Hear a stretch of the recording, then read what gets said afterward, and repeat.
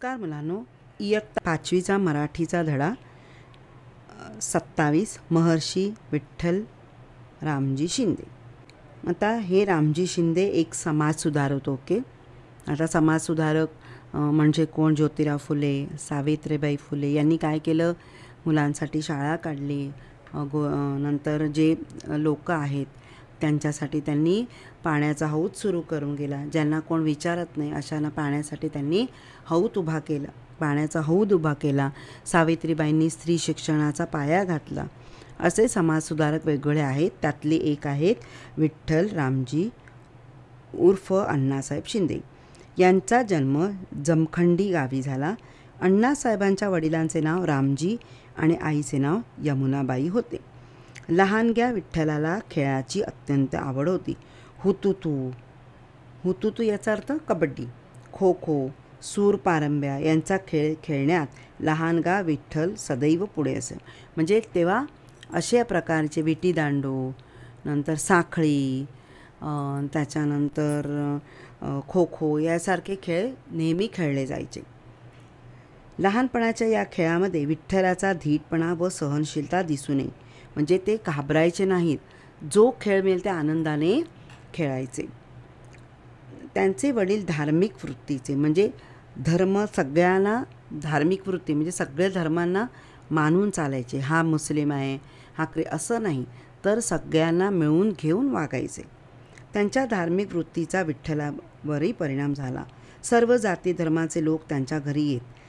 काही लोकांना सवय असते बघा की नाही मी हा मुस्लिम आहे, ह्याच्या हातचं पाणी नाही पिणार, हा ख्रिश्चन आहे, मी ह्याच्या हातचं जेवण नाही जेवणार, हा माझ्याबरोबर नाही खेळणार, हा श्रीमंत आहे, मी ह्याच्याबरोबर नाही खेळणार, हा गरीब आहे, ह्याच्याबरोबर, म्हणजे असं भेदभाव मानणारे बरेच लोक असतात. पण ह्यांचे वडील असा कोणताही भेदभाव करत नसे. कारण ह्यांच्याकडे सर्व लोक येते. सगळ्या हरिजन किंवा तुमचे महार मांग सगळ्या प्रकारची लोक त्यांच्याकडे येत असत. आणि त्याचा परिणाम विठ्ठलावरही झाला. म्हणजे विठ्ठलसुद्धा खूप चांगला तो पण सगळ्या मुलांबरोबर खेळत असे. सर्व जाती धर्माचे लोक त्यांच्या घरी येत असत. माणसात भेद करणे योग्य नाही याचा संस्कार घरातील वातावरणामुळे लहानग्या विठ्ठलच्या मनावर उमटला. म्हणजे त्याला पण समजलं की आपण कुठल्याही माणसांमध्ये भेद करायचा नाही. मनुष्य एक देवच आहे.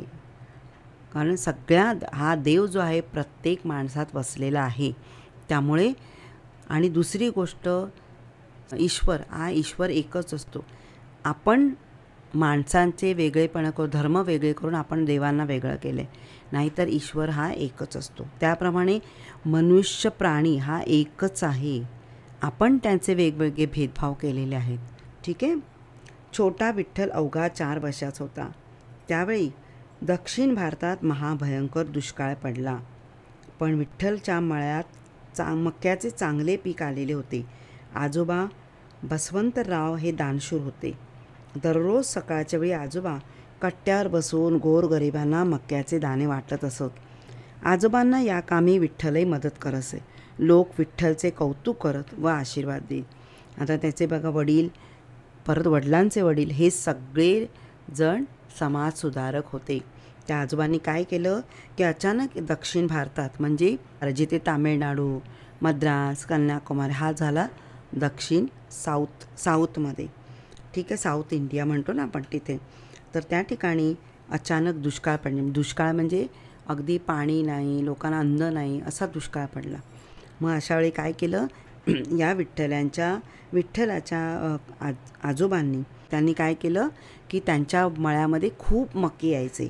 मग त्यांनी मक्याचे दाणे काढले आणि सगळ्या लोकांना म्हणजे गोरगरिबांना वाटले. आजोबा कोण होते? त्यांचं नाव काय होतं?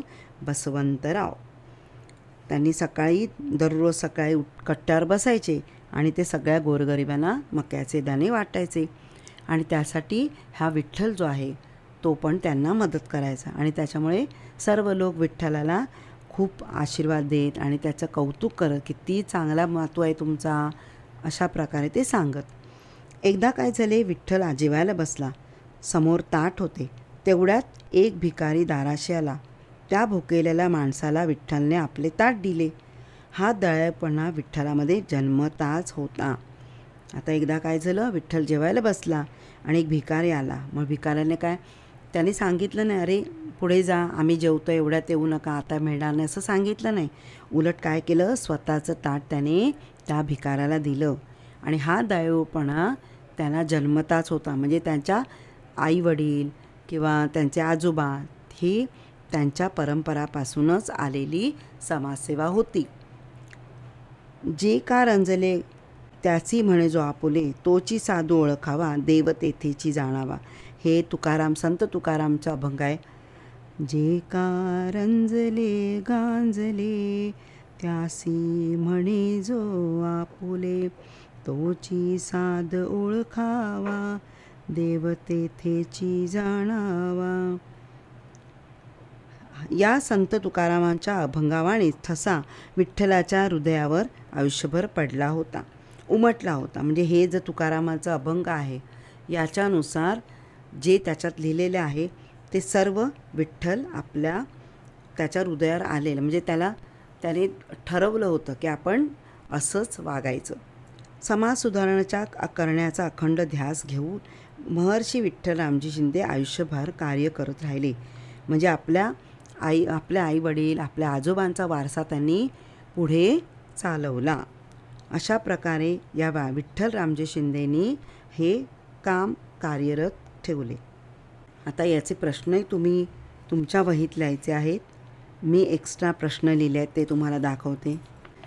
महर्षी विठ्ठल शिंदे गाळलेली शब्दभरा हे तुम्ही तुमच्या पुस्तकातून लिहून, पुस्तकात जो तुमचा धडा आहे त्या पुस्तकातला धडा बघूनच त्याची प्रश्नोत्तर तुम्ही लिहायचे आहेत. हे नंतर भेदभाव याबद्दल आपले विचार मांडायचे. तुमच्या दारात एखादा भिकारी आला तर तुम्ही काय कराल हे तुम्हाला विचारलं आहे.